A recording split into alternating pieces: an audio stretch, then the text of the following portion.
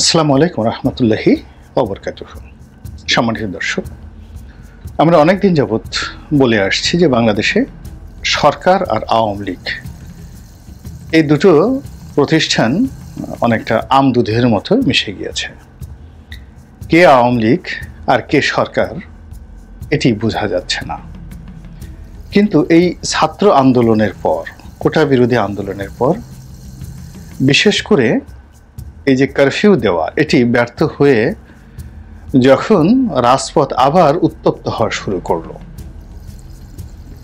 এবং আগস্ট মাসের 1 তারিখ থেকে আজ পর্যন্ত যেভাবে রাজপথ ক্রমশ গরম থেকে গরম হয়ে যাচ্ছে, হিটেড, তো এই যে রাজপথের গরম, এর ফলে কি হচ্ছে, আম দুধের যে মিশ্রণটি ছিল আওয়ামী লীগ এবং সরকারের, এটি আলাদা হয়ে গিয়েছে। আবার সরকারের সাথে রাষ্ট্রের যে একটা আম দুধের সম্পর্ক, এটিও এখন প্রায় আলাদা হওয়ার মতো অবস্থায় পড়েছে। আওয়ামী লীগের যারা লোকজন রয়েছে তারা এখন জোর দিয়ে বলতে পারছে না যে এই থানা আগের মতো তার হুকুম মানবে, এই ওসি আগের মতো ছাত্রলীগের পিছনে জিহুজুর করবে, এসপি ডিসি মন্ত্রীর পিছনে জাস্ট লাইক ঠিক পোষা প্রাণীর মতো তাবেদারি করবে। এটা এখন আওয়ামী লীগের কেউ বলতে পারছে না। এবং এটাই সরকার এবং আওয়ামী লীগের মধ্যে পার্থক্য। বহুদিন ধরে এই যে আমি ভিডিও করছি, আমার পেছনে স্লোগান শুনতে পাচ্ছি রাজপথের। আপনাদেরকে বোঝাতে পারবো না আমার যে হার্টবিট। আমি যেই জায়গাটাতে বসে অফিস করি, এটি রাজনীতির একেবারে কেন্দ্র। এখান থেকে 1 মিনিটের পথ প্রেস ক্লাব, 1 মিনিটের পথ পল্টন মোড়। এবং আমি যখনই, যেহেতু আমার মুখ অনেকে চেনেন, যখনই একটু সময় হয় আমি কিন্তু দেখে আসি যে রাজপথটা আসলে কেমন আছে। আমি যেখান দিয়ে আমার বাসা থেকে বেরোর পর আমি সায়েন্স ল্যাবরেটরি পাই, বাসা থেকে বের হওয়ার পর সায়েন্স ল্যাবরেটরি হয়ে আমি এলিফ্যান্ট রোড পাই, তারপর শাহবাগ মোড় পাই, অন্যদিকে পলাশী, তারপর শহীদ মিনার, এরপর ঢাকা বিশ্ববিদ্যালয়ের দোয়েল চত্বর হয়ে আমি কিন্তু আমার অফিসে আসি। ফলে এই ঢাকা শহরের যে অগ্নিগর্ভ যে স্থানগুলো রয়েছে, আমার কাছ থেকে এখানে 2 থেকে 3 মিনিটের পথ হলো 0 পয়েন্ট, সচিবালয়, মেট্রো রেল, সব কিছু। বিএনপি অফিসে আমার এখান থেকে 5 মিনিটের পথ। আমি এখান থেকে আওয়াজ শুনতে পাই। তা আমি যেটা করি সেটা হলো, যেহেতু আমি আপনাদের সঙ্গে সবসময় সংযোগ থাকি, তো পত্র পত্রিকা পড়ি, তারপরে দেশি বিদেশি খবরাখবর পড়ি, তার সঙ্গে সঙ্গে রাজপথের দৃশ্য দেখি। এবং এমনও ঘটনা ঘটে, রাত্রি 12টার সময় আমি আমার অফিস থেকে আমি একা হেঁটে চলে যাই বাসায়, যেন আমি একেবারে স্বচক্ষে প্রতিটি বিষয় দেখে অনুধাবন করতে পারি। অনেকে বলেন যে অভিযোগ করে আপনি কেন রাজপথে থাকেন না। আরে বাবা, আমি রাজপথে তো সবসময় রাজপথের মানুষ। এই সময়টার মধ্যে গিয়ে আমি রমনা পার্কে ব্যায়াম করে আসছি, মানুষের সাথে মিশছি, রাস্তাতে হেঁটে হেঁটে আসছি, সাধারণ মানুষের সাথে কথা বলছি। এবং ধরুন আমি যদি এখন আসিফ নজরুল সাহেবের মতো গিয়ে মাইকে একটা বক্তব্য দিতাম, ওখানে উপস্থিত কয়জন লোক দেখতেন। কিন্তু এই মাসে দেখুন, এই যে আমি ইউটিউবে কথা বলি, কম করে হলে আমার ইউটিউব চ্যানেলে গত 1 মাসে 1,30,00,000 লোক আমার সাথে যুক্ত আছেন গত 1 মাস ধরে। এবং গড়ে তারা সবাই আমার কথা 5 মিনিট করে গড়ে শুনেছেন, এই 1,30,00,000 লোক। এরপরে আমি এই গত 1 মাসে যে প্রায় 30টির মতো টক শো করেছি, প্রতি মাসে আমার প্রতিদিনই প্রতি রাতেই থাকে। ওগুলো যদি আপনি ধরেন 10 কোটি মানুষ কম করে হলো টেলিভিশনের সেই টক শো ইউটিউবে, ফেসবুকে এবং সেখানে দেখেছে।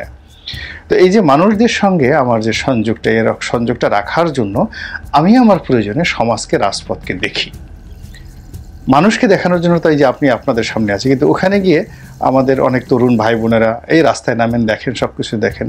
রাস্তায় যারা আছেন তারা আবার আমার মতো এইভাবে কাজ করছেন। কত মানুষ, আমি একটা ফেসবুকে স্ট্যাটাস দিচ্ছি, একটা সম্পাদকীয় লিখছি, একটা ভিডিও করছি, এটা মানুষকে কী পরিমাণে স্পিড আপ করছে। আজকে 2009 থেকে আজ পর্যন্ত এই যে রাজপথের যে আন্দোলন, মানুষের বিশ্বাস, তরুণদেরকে জাগ্রত করার জন্য ক্ষেত্রে একটা পরিবারে 3টা জেনারেশন আমাকে ভালোবাসছে।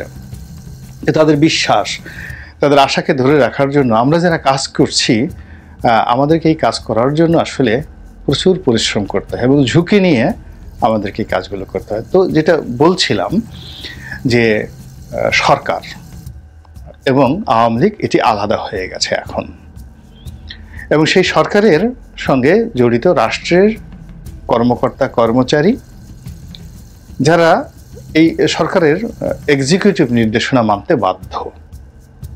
সরকার যাদের হুকুম প্রতিষ্ঠিত করতে পারে, যেমন পুলিশ রয়েছে, মিলিটারি রয়েছে, এবং তাদের কিছু প্রোটোকল আছে, কিন্তু তারা এই এক্সিকিউটিভের আন্ডারে, মন্ত্রণালয়ের আন্ডারে। তো এই মন্ত্রণালয়ের আন্ডারে রাষ্ট্রে যে সকল কর্মকর্তা কর্মচারী কাজ করছিলেন এবং যাদের সঙ্গে আওয়ামী লীগের একটা হরিহরাত্মা হয়ে যাচ্ছিল, সেটি এখন আলাদা হয়ে গেছে। এবং এই সরকার যারা পরিচালনা করছেন তাদের নৈতিক মনোবল ভেঙে পড়েছে, নৈতিক শক্তি বলতে কিছু নেই, এবং অতীতের যে অপকর্মগুলো তাদেরকে এই মুহূর্তে পীড়া দিচ্ছে এবং তারা আতঙ্কগ্রস্ত হয়ে পড়েছে। এটি হলো প্রথম। দ্বিতীয়ত, সরকারের সাথে আবার রাষ্ট্রের একটা সম্পর্ক রয়েছে, যেমন আমাদের জুডিশিয়ারি, আমাদের পার্লামেন্ট, তারপর আমাদের যে কতগুলো সাংবিধানিক প্রতিষ্ঠান রয়েছে, যেমন ধরুন দুর্নীতি দমন কমিশন, তারপরে স্বায়ত্তশাসিত অনেকগুলো প্রতিষ্ঠান রয়েছে যেগুলো স্বাধীনভাবে কাজ করার জন্য এই রাষ্ট্র তাদেরকে ক্ষমতা দিয়েছে। সেই প্রতিষ্ঠানগুলো এই সময়টিতে আবার সরকার থেকে আলাদা হয়ে গিয়েছে। একটা সময় অভিযোগ করা হতো যে সাংবিধানিক পদ পদবিতে যারা রয়েছেন, নির্বাচন কমিশন থেকে শুরু করে আরও অনেকেই, তারা আসলে সরকারের কথার বাইরে কোনো কাজ করে না। আর সরকার যারা আছেন বলা হয় তারা আওয়ামী লীগের বাইরে কোনো কিছু করেন না। এখন এই 3টি জিনিস, রাষ্ট্র, সরকার এবং আওয়ামী লীগ, আলাদা হয়ে গিয়েছে এবং সবারই মনোবল ভেঙে গিয়েছে, একেবারে ভেঙে গিয়েছে। তো মানুষের মনটা কোথায় থাকে আমরা এখনো পর্যন্ত বিজ্ঞান আবিষ্কার করতে পারিনি। সবাই বলে যে হৃৎপিণ্ড বলতে আমরা যেটি বুঝি, ওটি কলিজা বলতে যেটি বোঝায়, ওটার মধ্যে কোনো একটা জায়গাতে মন আছে। 8 কুঠুরি 9 দরজা, ওর মধ্যে কোথাও একটা মন আছে। তো মানুষের যে চিন্তা এবং চেতনা, ভালোবাসা, প্রেম, সবকিছু মনের মধ্যে আসে, এবং মনের মধ্যে আসে প্রথমত তার অতীতের অভিজ্ঞতার কারণে এবং বাস্তব অবস্থার কারণে, এবং মন থেকে মস্তিষ্কে যায়। আবার আপনি কারো শরীরে আঘাত করলেন, তখন সেই শরীর আবার দ্বিতীয়ভাবে কাজ করে, দ্বিতীয় স্তরে কাজ করে, এবং মনের দুঃখ চলে যায়, মাথার বেদনা চলে যায়, কিন্তু শরীরের বেদনা কিয়ামত পর্যন্ত থাকে, বহাল থাকে। এখন সরকার, আওয়ামী লীগ এবং রাষ্ট্র, এই 3টি যে প্রতিষ্ঠান, তাদের মনোবল ভেঙে গিয়েছে এবং যে যার অবস্থানে থেকে যারা নৈতিক এবং সৎ তারা দাঁড়িয়ে গেছেন, এবং যারা অপকর্ম করেছেন, অন্যায় করেছেন, তারা ভীত সন্ত্রস্ত হয়ে পড়েছেন।